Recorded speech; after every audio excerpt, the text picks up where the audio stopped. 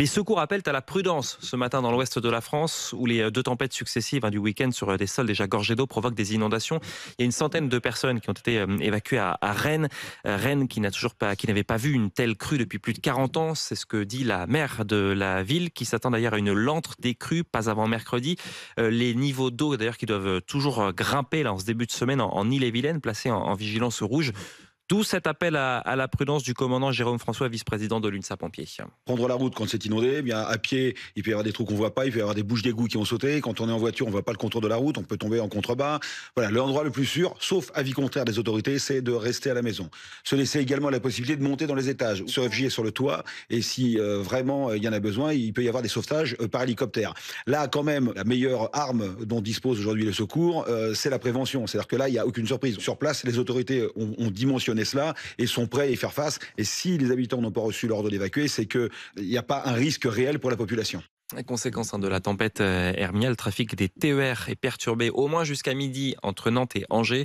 Et l'arrivée du Vendée Globe est aussi chamboulée pour le 10e, Benjamin Dutreux, la 11e, Clarisse Kremer qui est arrivée dans la nuit au large de la Vendée. Mais tous les deux sont déroutés vers le port de La Rochelle car c'est trop dangereux d'entrer dans le chenal d'arrivée des Sables d'Olonne. La pluie tombe sans répit sur des sols déjà gorgés d'eau, notamment en Ille-et-Vilaine, où la vigilance rouge a donc été déclenchée avec une crue exceptionnelle de la Seiche et de la Vilaine. Alfred Orange, vous êtes l'envoyé spécial d'RMC en direct de Guipry-Messac, à 50 km au sud de Rennes ce matin. Et ici, la Vilaine est sortie de son lit et inonde complètement le village. Oui, c'est exact. C'est un immense torrent qui est apparu depuis maintenant une bonne heure et qui descend, qui emporte tout. On voit passer des poubelles, des panneaux de signalisation qui défilent pris dans ce courant. Au bord de ce torrent, il y a Patrice et sa maison qui ont été réveillés en sursaut par la montée des eaux. Réveil à 4h30 ce matin, un bruit bizarre dans l'évacuation dans le son en fait de l'évacuation de la maison, quoi. Enfin, un bruit bizarre, une résonance quoi en fait, quoi. Et puis en fait je suis descendu, puis j'ai vu l'eau qui commençait à s'infiltrer sur le parquet, quoi. Vraiment, enfin la surprise parce que voilà, d'après ce qui était prévu, je devais pas en avoir. Donc là ouais, voilà, c'est un peu l'état d'urgence, c'est pas prévu du tout, quoi. J'ai aussi croisé la gérante de la pizzeria du village venue en catastrophe voir l'état de son établissement. Elle s'apprête à évacuer sa maison parce que la crue est loin d'être terminée ici à Guipry-Messac. La crue de 2019 est déjà dépassée. Reste à savoir si la crue va dépasser celle historique de 2001 où l'eau était montée à 3,50 m. Réponse attendue en milieu de journée, là où le pic est attendu.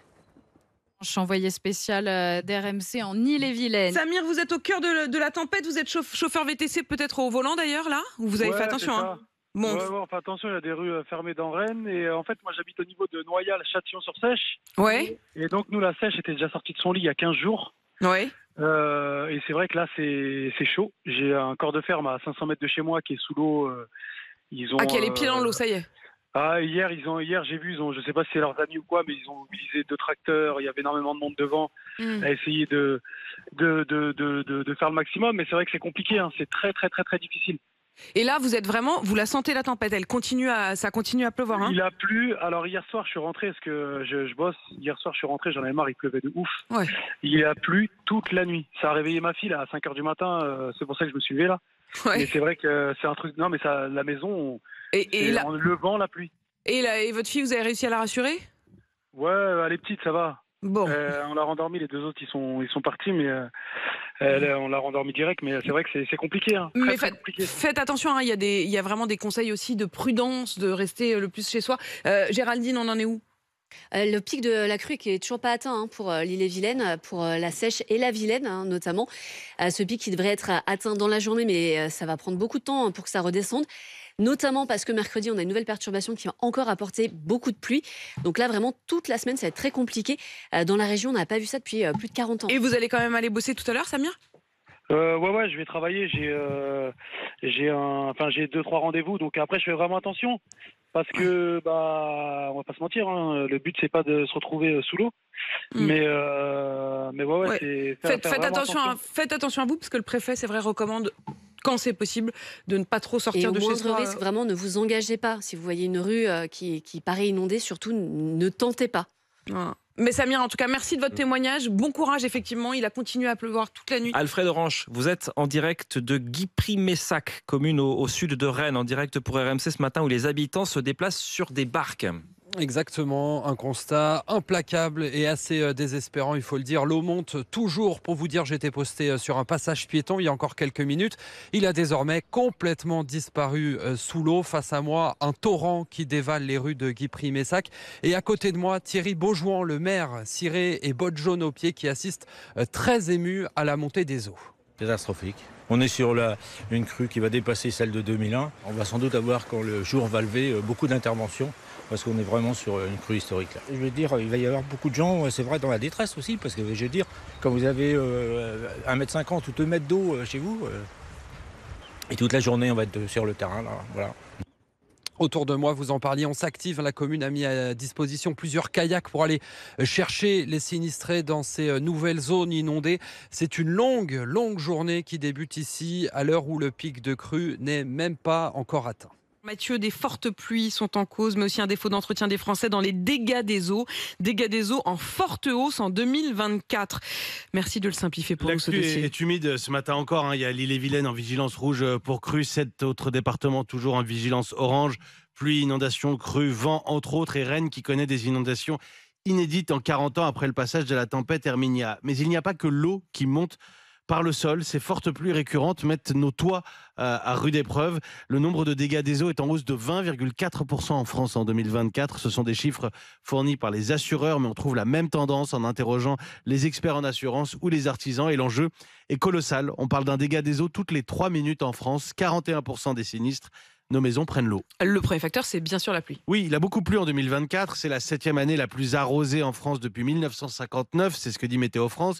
15% de plus que la moyenne. On se souvient d'un printemps et d'un automne particulièrement humides. On peut aussi rappeler la cérémonie d'ouverture des Jeux, sous des pluies torrentielles en plein été. Alors bien sûr, quand on parle de dégâts des eaux, on pense à la baignoire du voisin du dessus qui déborde. Mais la hausse que l'on observe, c'est un redoublement des infiltrations par toiture et façade. La pluie n'est pas la seule responsable. Les propriétaires doivent soigner l'entretien. Les problèmes sont multiples mais assez simples à comprendre finalement.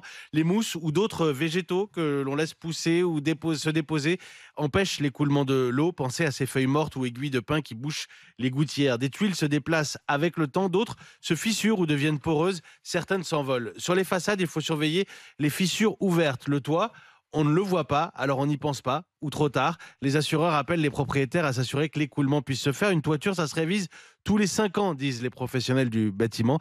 Il vaut mieux prévenir que guérir. L'inflation a peut-être joué un rôle aussi. Les prix des matériaux ou ceux de la main-d'œuvre ont augmenté ces dernières années. Les experts estiment que les travaux ont parfois fait les frais de budget resserrés dans les foyers. Et puis enfin, notez qu'on est en pénurie de couvreurs. Il en manque 14 000 en France. Les artisans recrutent. Est-ce que les assureurs assurent ? Alors j'attire votre attention sur le fait qu'ils remboursent les conséquences des dégâts des eaux, pas la toiture endommagée en elle-même, à moins qu'elle ne le soit par une tempête. Alors le manque d'entretien peut théoriquement être retenu comme une clause d'exclusion et ça doit arriver qu'un dossier pour un toit vétuste soit rejeté. Mais oui, pour l'instant, les assureurs assurent. Cela dit, jusqu'à quand ? Les assureurs qui assurent, nous le payons. La prime d'assurance multirisque habitation affiche une très forte hausse en 2025, autour de 10%. Et la question rituelle, est-ce que c'est un effet du réchauffement climatique ? Oui, on le répète régulièrement désormais. 1 degré de plus, c'est 7% de vapeur d'eau en plus dans l'atmosphère. De l'eau qui finit toujours par retomber avec des précipitations qui s'intensifient.